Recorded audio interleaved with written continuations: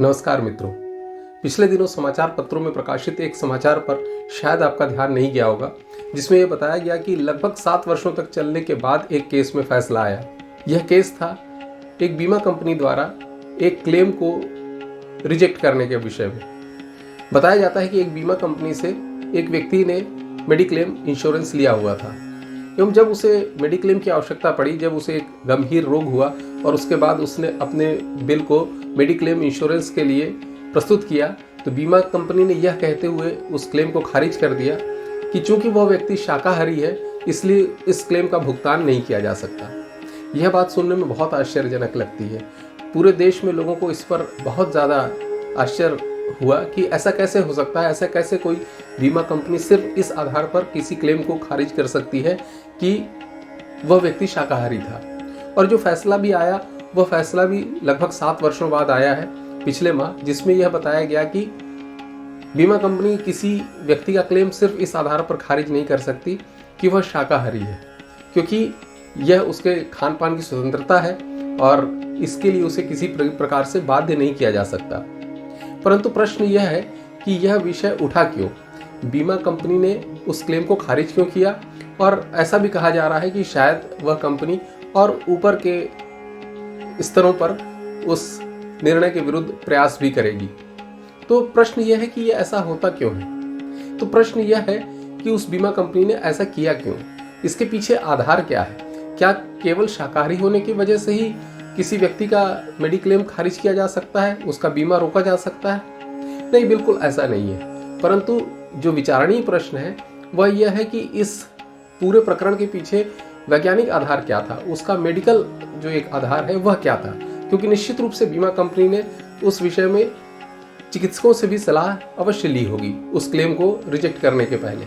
तो चिकित्सकों ने उन्हें क्या बताया होगा। उस व्यक्ति के शरीर में विटामिन B12 की डेफिशिएंसी पाई गई और उसकी वजह से उसके शरीर में हाइपर होमोसिस्टीनीमिया होना बताया गया, जो कि बहुत सारे रोगों का कारक है और उसके कारण बहुत सारे रोग उत्पन्न होते हैं। और हम ये जानते हैं, पिछले वीडियो में भी मैं ये बात कर चुका हूँ कि विटामिन B12 की डेफिशिएंसी से हमारे शरीर में बहुत सारे रोग उत्पन्न होते हैं और विटामिन B12 सिर्फ और सिर्फ फूड फ्रॉम एनिमल ओरिजिन में ही पाया जाता है। इस विषय पर हम पहले भी बात कर चुके हैं, जिसमें हमने देखा था कि विटामिन B12 की डेफिशिएंसी से बहुत सारे रोग उत्पन्न होते हैं। परंतु समस्या यह है कि विटामिन B12 केवल फूड फ्रॉम एनिमल ओरिजिन के जो भोज्य पदार्थ होते हैं उनमें ही पाया जाता है। तो जो शाकाहारी लोग होते हैं, जो फूड फ्रॉम एनिमल ओरिजिन नहीं लेते हैं, यह भी स्पष्ट करना उचित होगा कि जो पूर्ण शाकाहारी का अर्थ है कि जो दुग्ध उत्पादों का भी सेवन नहीं करते हैं।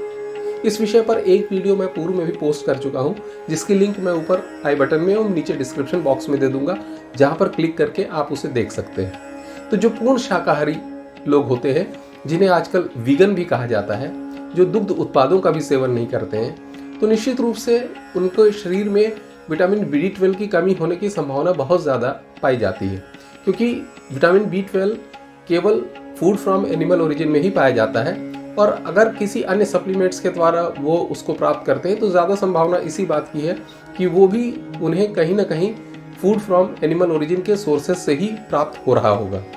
तो जो पूर्ण शाकाहारी या वीगन लोग हैं, वो विटामिन B12 की डेफिशिएंसी से ग्रस्त हो सकते हैं और विटामिन B12 की डेफिशिएंसी बहुत सारे रोगों को उत्पन्न कर सकती है।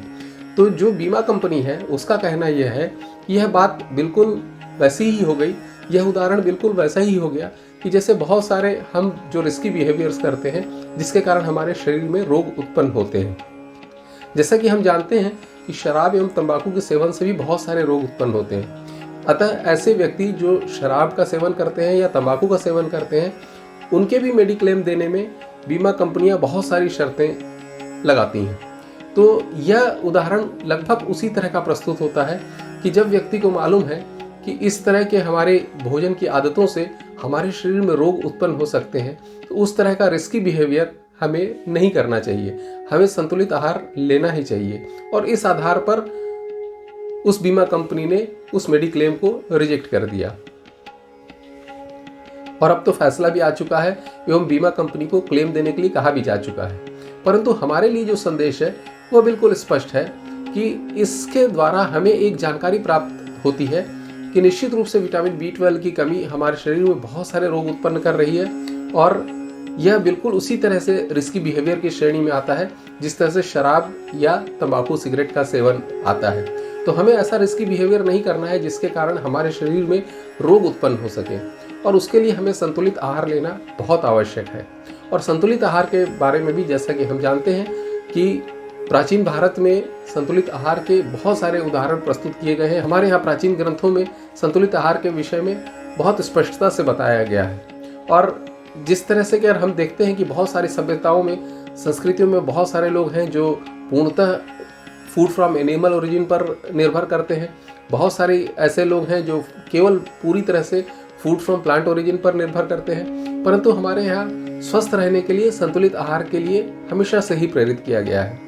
और यदि हमें शाकाहार भी करना है तो उसके भी उदाहरण बहुत स्पष्ट हमारे यहाँ बताए गए हैं। जैसे कि जो 56 भोग का उदाहरण है, यह भी हम पहले की वीडियोस में देख चुके हैं, जिसमें यह बताया गया है कि हम अपने भोजन में यदि ज़्यादा से ज़्यादा रंगों का और ज़्यादा से ज़्यादा स्वाद का सम्मिश्रण करते हैं तो हम एक संतुलित आहार बना लेते हैं। और हमें जो उस मौसम में होने वाले जो फल, अनाज और सब्जियां हैं, अगर हम उनका भी सेवन साथ में करते हैं तो हम एक संतुलित आहार आसानी से निर्मित कर लेते हैं। और इसके साथ ही साथ अगर आप देखें, जो एक बहुत अच्छा उदाहरण है जिसके बारे में हमने पहले भी बात की थी, कि दाल चावल हम सिर्फ भारत में खाते हैं। आप ध्यान दीजिए, दुनिया के अन्य किसी भाग में दाल चावल मिलाकर नहीं खाया जाता है, क्योंकि जो चावल में जिन एसेंशियल अमीनो एसिड्स की कमी होती है उनकी पूर्ति दाल से हो जाती है, और दाल में जिनकी कमी होती है उनकी पूर्ति चावल से हो जाती है।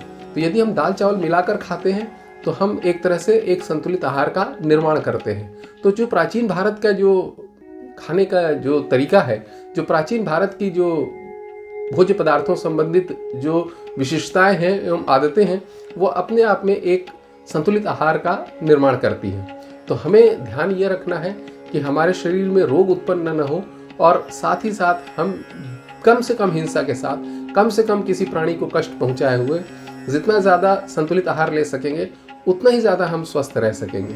आशा है यह वीडियो आपको अच्छा लगा होगा, यह जानकारी आपको अच्छी लगी होगी। यदि यह वीडियो आपको अच्छा लगा हो तो कृपया इसे लाइक करें, चैनल को सब्सक्राइब भी करें, एवं कृपया इस वीडियो को अपने अन्य मित्रों के साथ भी शेयर करें, जिससे कि हम प्राचीन भारतीय संबंधित जानकारियाँ ज़्यादा लोगों तक पहुँचा सकेंगे। कृपया बेल नोटिफिकेशन अवश्य क्लिक करें, जिससे कि इस तरह के वीडियो की जानकारियाँ आपको समय पर मिल सके। धन्यवाद।